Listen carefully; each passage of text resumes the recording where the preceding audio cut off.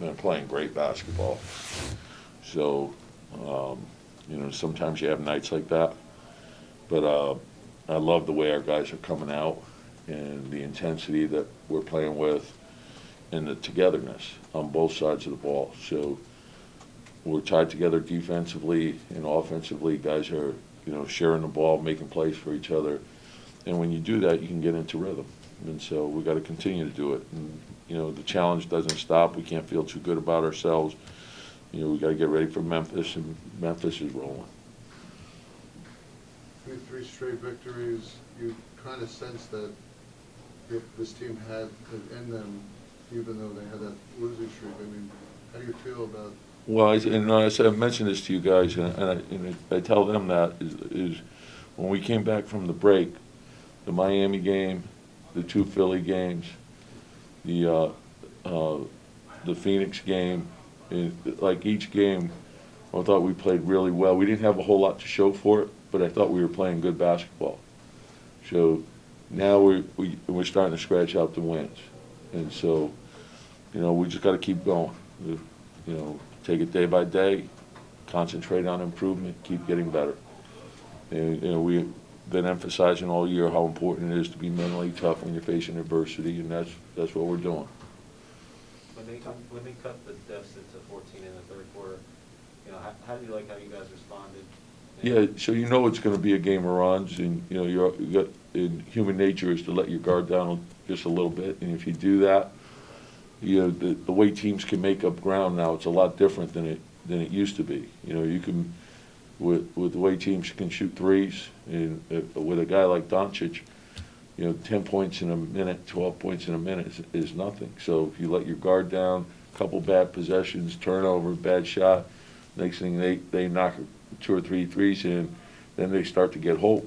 And you're seeing it all the time. That it's not just with us, but there's big leads that are dissipating very quickly all over the league. But you guys, at that point, you guys nipped it in the bud today. Yeah, no, and that's important, I think, to understand.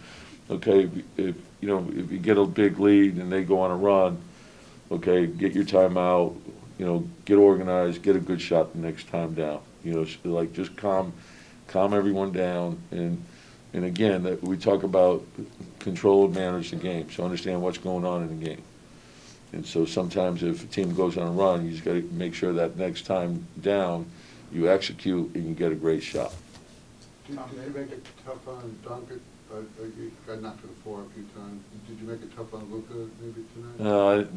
I know he scored a lot. Yeah, the thing is, it's like he's so unique. He's such a great talent, and sometimes you can defend him great. He's such a big shot maker, and he's big, and so his vision, his ability. There's constant pressure, on your defense, and you never feel like it's safe. Even when you have the lead, you always feel, okay, this guy, he can get on a run by himself. He's really an offense unto himself. And they got a lot of good other players, and they've really played well. They play very hard. They play unselfishly.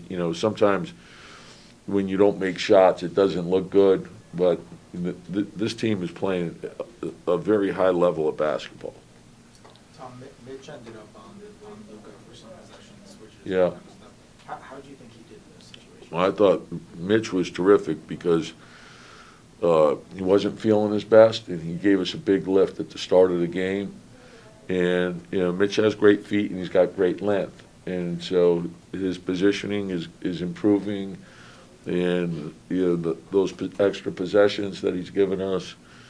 But late in the clock, I don't mind him switching. He handles, particularly when a team downsizes and they got a lot of shooting on the floor. So let them make over Mitch, and so he's real long, and his body position has vastly improved over a year ago. Do you see him, like, there were a couple plays that early you guys were throwing lobs to him, and there were a couple offensive rebound plays where he just kind of shoved guys out of the way. Do you see him kind of sensing now, like, I have the size advantage? Yeah, and I think he's got a good understanding. He's a lot stronger, and that's probably the most important thing, but also he understands how to leverage his body now. Before it was just a young guy trying to figure it out. Now he knows, he works angles a lot better, he's working from the baseline in more. I think all those things factor into it. I don't think we're gonna see you tomorrow, going to Memphis and. I'll miss you, Mark. And they handled you pretty good at the Garden. I mean, is this a? Yeah, it's another test. Look, they're a great team. They're playing great basketball. So, they're fast. They got a number of good players. They, obviously with Ja, the pressure he puts on you. But there's, Bain is a great competitor. Jaren Jackson.